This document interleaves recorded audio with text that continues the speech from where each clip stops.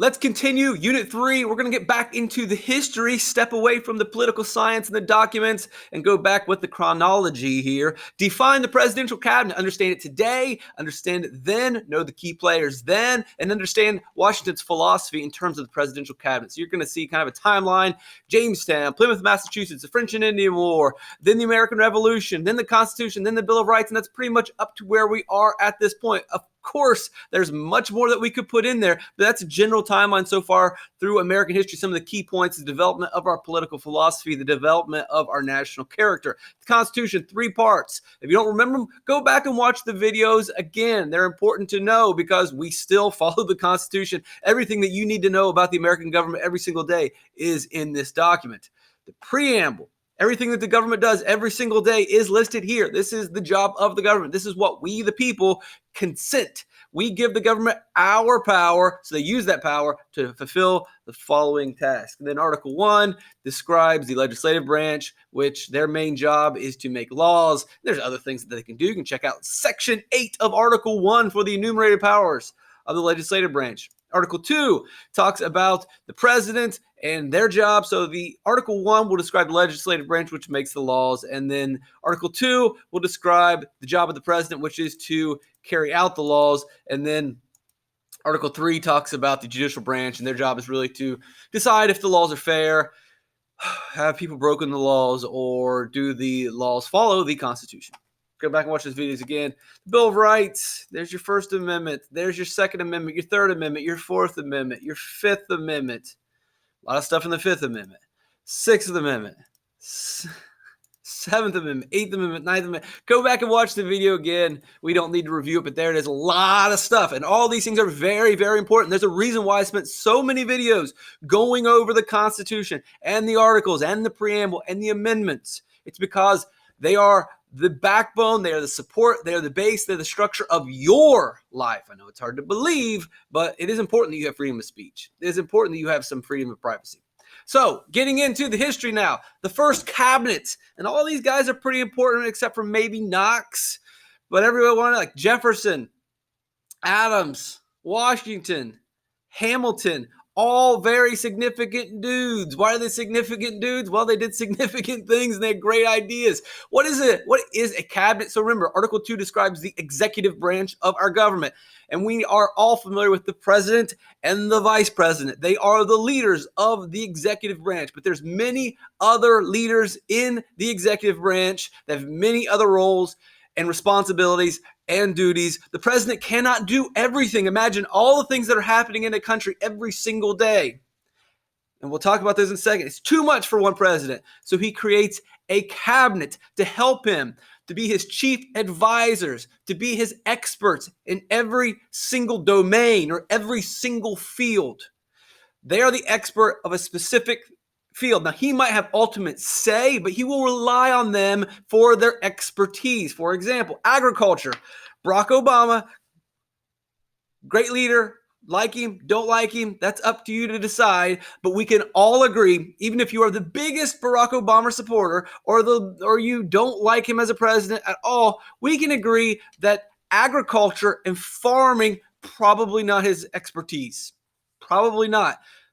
That's okay. He has an expert in his cabinet that helps out with the nation's agriculture, that helps out with the nation's commerce. Again, I'm sure that Barack Obama is very familiar with business and finance, but he's a lawyer and a community organizer, so he may not be a commerce expert. And so you need someone to do that. The Department of Defense, he wasn't in the military. And even if he was in the military, you need the biggest, the best generals who have been working in defense for 30, 40, 50 years to make the decisions. Education. He's not a teacher. So you rely on someone in the education field to make the best laws and carry out the best laws for education. And the list goes on. Energy. He's not a nuclear physicist. He's not. So he wants to rely on someone who's worked in the field of energy to make decisions about the country's energy plans. Housing, justice, labor, state, that means dealing with other nations, transportation. Barack Obama has never built a road. And the same can be said for George Bush. The same can be said for Donald Trump. The same can be said for George Washington. He's a great leader, and And one of the best things about a leader is their ability to listen to experts and know when to follow the direction of their experts in their cabinet. And just to give you an example, so there you go. Ray LaHood was the the Secretary of Transportation. Arne Duncan was the Secretary of Education. Timothy Geithner was the Secretary of Treasury, dealing with money and finance. Hillary Clinton was the Secretary of State. She was the lead person, the point person for dealing with other nations. It was not Barack Obama. It was not Joe Biden. When it came to talking to all the nations around the world and dealing with all the nations' leaders every single day, that was her expertise, while he managed everything else. Leon Panetta was in charge of the military. So that is what a cabinet was. That's what a cabinet is. Now, one of the difference between Barack Obama and a lot of the modern presidencies of George Bush and Bill Clinton and Donald Trump, compared to some of the greater presidencies, really kind of going back into the 19th and 18th century of George Washington and Abraham Lincoln. There's a different philosophy. Today, most of our cabinets agree. Then, under George Washington, you had rivals in your cabinets. Under Abraham Lincoln, you had people who did not agree, and they saw that as a strength. And for example, you have people arguing over, this guy likes pizza, this guy likes chicken. Now, this might seem trivial or nonsense, but in their debate, in their philosophical differences, if you have to argue with someone who believes in the complete opposite, then you may have to make a great point. You have to defend your point of view with evidence. You can't just say chicken's better. You have to be able to describe and win this debate and be able to have evidence and proof to go in that direction. Debate happens when you have disagreements, and disagreement happens when you have people who don't agree. You have enemies. That was Washington. That was Lincoln. But since then, under Roosevelt, you had too many people that thought the same. Under Bush, too many people thought the same. Under Clinton, too many people that thought the same. Barack Obama. I mean, I go here. They all think the same. There's no argument. There's no strong debate and strong conversation where each side is presenting evidence. When everyone agrees, you run into problems. We'll talk about that in a second. But here, so if everyone agrees, then guess what? You're only going to have pizza. There isn't an outside conversation. There isn't evidence being provided that says pizza sucks. There isn't evidence being provided that we like chicken or we like tacos or this is never going to be an option. You never consider it because the guy says, I like pizza. And everybody else says, oh yeah, we like pizza. That's it. End of conversation, end of discussion. You might say, well, this is stupid. We're talking about pizza. Well, what if we say, hey, let's invade this country? Oh, I love that idea.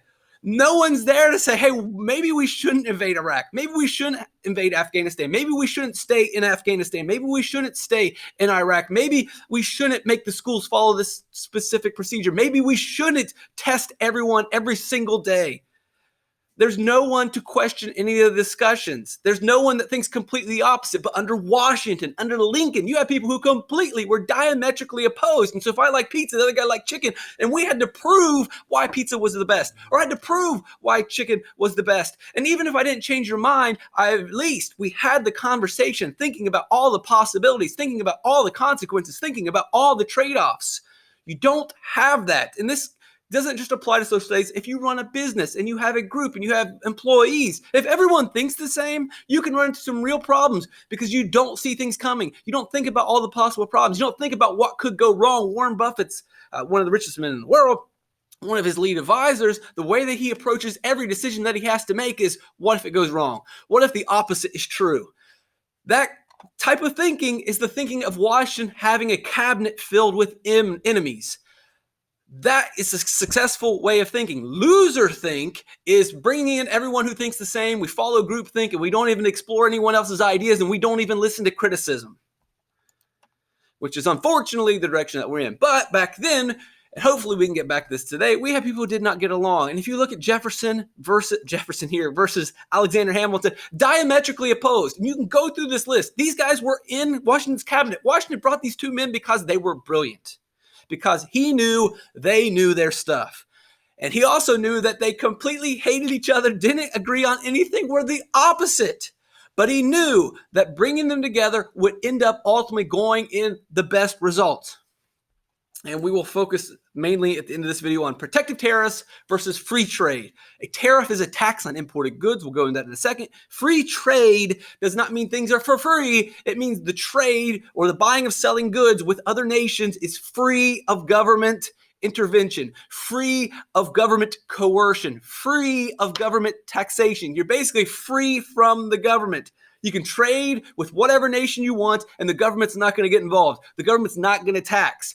Hamilton's on the other side. Hamilton says, no, the government should be involved in trade. If I buy and sell goods from England, if I buy and sell goods from the West Indies, if I buy and sell goods from Spain, the government's going to work as a middleman in between that transaction, and the government will tax those transactions. This will not be free of government coercion or government taxation. The government will be there. So they're opposite. One side says free from government. One says all about the government.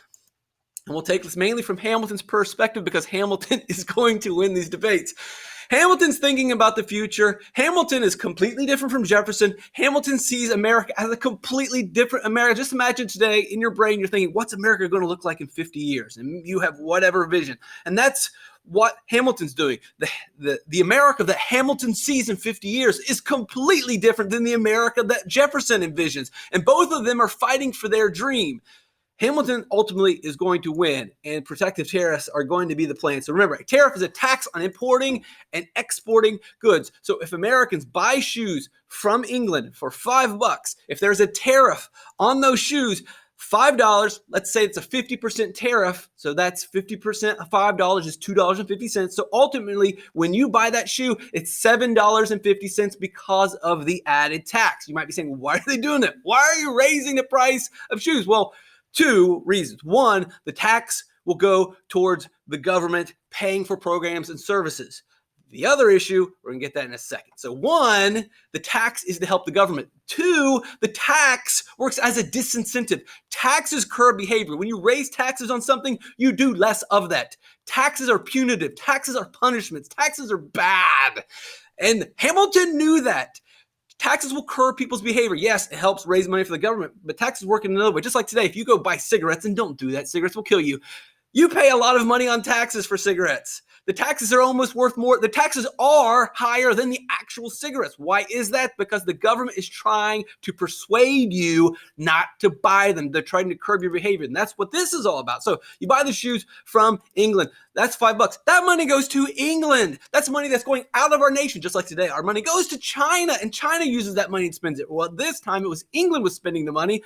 And when the money goes back to England, that money ultimately goes to workers. Those workers buy shoes from England because they're living in England, which then results in more factories and more jobs, and economies in England grow, just like the economy in China is growing because all of our money is going to buy goods from China. That money is then going into the hands of the Chinese. They're spending their money and they're increasing their economy. Hamilton sees this. We should see it now, and under the current administration, whose name I dare not say, understands that our money is flowing to other countries and it's growing the wealth of other countries while we are getting poorer. It's happening today. Our money is flowing out as we buy goods from China, and it's increasing the wealth of the Chinese. We are becoming worse off. Hamilton understood this when we created our country. We can't keep buying goods from other countries. It's going to make us weaker. We're not building factories. We're not creating jobs because we're buying everything from overseas. Sounds a lot like today, doesn't it? Is this familiar? Well, Hamilton had a plan then. And guess what? It's the same plan that we have today. We have enforced new tariffs and new taxes to do the exact same thing today. So if you buy your goods, your shoes, you get slammed with a tariff, that's $7.50. Well, why don't you buy your shoes from America? Before, $6 was more than $5, so you would buy the shoes for $5.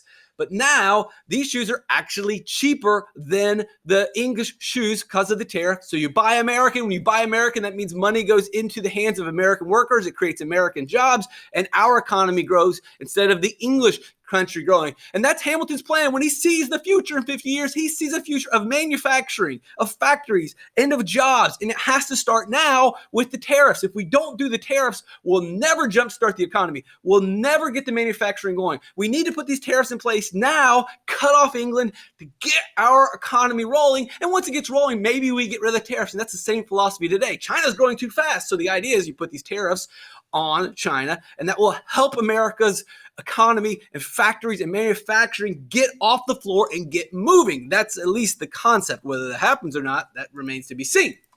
That's the idea. So there's other problems here, though. You're like, well, why would Jefferson ever be against that? Well, let's talk about this. So first of all, this plan is really only going to help New England and the North, and it's not going to help the South because the South is agricultural based. It's agrarian. The North is where all the factories are. Here's another problem. We buy these shoes for $5. You get slammed with a tariff. Boom, pow. Well, if you're in the South, you're either going to pay $7.50 for the tariff shoes, or you have to pay $7.50 because all the shoes are being shipped from the North. So if you're in the South under this plan, it's not really like you don't get the $6 pair of shoes because all the manufacturing of shoes is in the North. The other problem, all the factories that are going to get created through this system are going to be in the North. This is not helping the South. Going this plan, Jefferson's from the South. Jefferson is pro-farming. This system does not help him out. It helps Alexander Hamilton, the people in the North, the people in New England, the people that support manufacturing.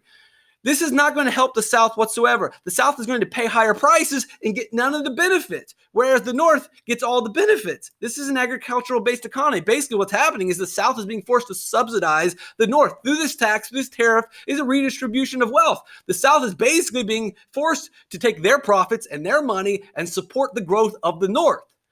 Not really a good system. That's why Jefferson doesn't like it. Sure, yeah, it makes sense for you in the North, but it makes absolutely no sense for the anti-federalists. It makes no sense for the small government people. It makes no sense for the farmers. Another problem is the South is mainly shipping cotton and other resources to England, but if England is not making money off of us, they can no longer afford to pay for our goods. And they can't afford to pay for our goods because we're not buying goods from them. And so this hurts the South as well. Not a good plan for the South. We'll continue to talk about the debates between Hamilton and Jefferson and Hamilton's economic plans in the next video.